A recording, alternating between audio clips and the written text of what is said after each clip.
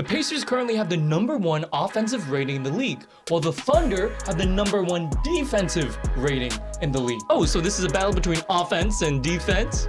Between the sword and the shield? The yin versus the yang? Okay, not quite. Let's chill out a bit. What happens when an unstoppable train hits an unmovable wall? Chill out, man. What? I'm just trying to give you video ideas. I'll keep the yin and yang one. That one kind of sounds good, but it's an incredible oversimplification to just say this is offense versus defense. There's so much more nuance to this. Well, I don't really like your story. I like to picture a sneaky, agile assassin going head to head against like a giant Goliath. Ooh, or that Caruso, Dort, and Holmgren are like the Titans from Attack on Titan, and that Halliburton, Naismith, and Nembhard are kind of like the core too. Chill out, man. There's so much more to this than that. You're oversimplifying a great finals match. It's more than just defense versus offense. Fine then, Mr. Smarty Pants. Tell me about it. Tell me about this all-time great finals matchup. Tell me about who do you think will raise the Larry O'Brien. I have 3 points, much like Naismith's 20-point explosion in 5 minutes in Game 1 for the Pacers. Point 1, controlling the pace. Point 2,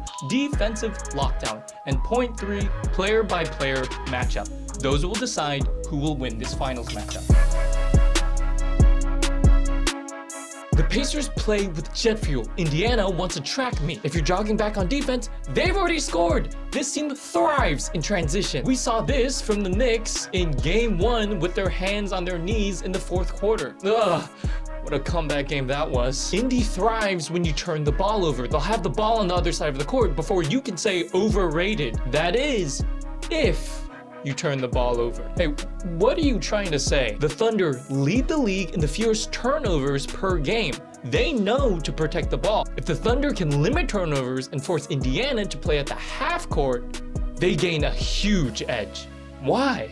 This Thunder team is surgical from the half court. They're used to playing slower, getting into isolations, getting into drive kick actions. The Thunder half court offense is better than the Pacers, but the Pacers transition offense is better than the Thunder's. The Thunder need to contain the speed, while the Pacers need to blow it up like New York. Is that a 9/11 joke? Anyways, the Pacers have the #1 rated offense these playoffs. They have the most passes per game, the most assists per game, the highest assist ratio, the highest assist points created, the highest average speed, and the highest effective field goal percentage.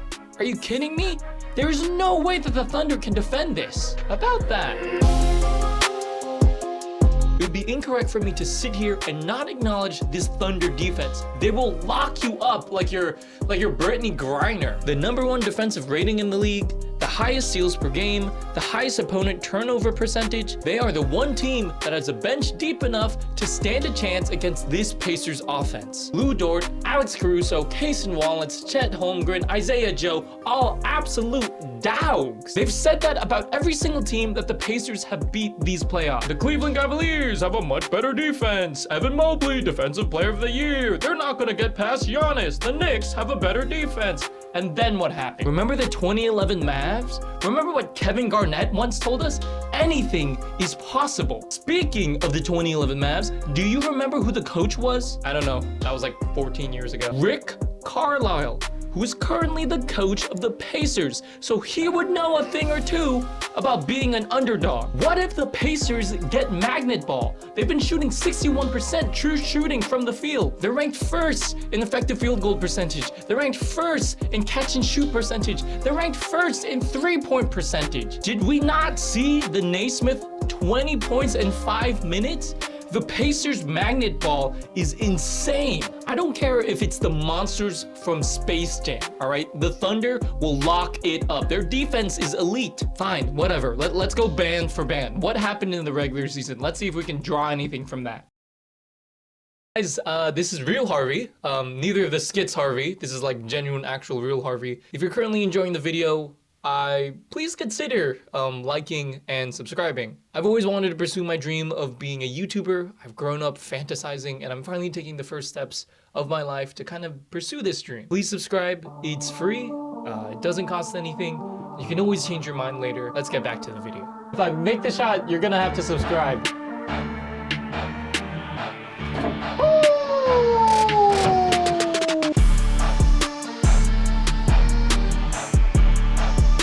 Thunder destroyed the Pacers both times. SGA dropped 45 points. I told you this already, using the regular season as a predictor for the playoffs is like comparing Anthony Edwards to Michael Jordan. He is not the father. Fine then, okay? How about a player matchup? My Pacers bench is deep offensively. Lou Dort puts Halliburton in a torture chamber. How about Naismith, Caruso, Siakam, Holmgren, Nembhard, Cason Wallace? Forgot you have a deep defensive bench. And you have a deep offensive bench. You know what? Pacers in 7. My heart screams for a perfect finale to the Cinderella run. What a story this would be. Thunder in 5. Your heart believes it has a chance with Haley Van Lith. Welcome to the real world. And you, dear viewer, the person watching this video, after hearing both sides and what both sides bring to the table, who do you believe will win it all? Please let me know in the comments. I am a small channel with 16 subscribers at the moment. I respond to every single comment. No joke at all. Your voice will be heard. And also, as Darvin Ham once said before, salute.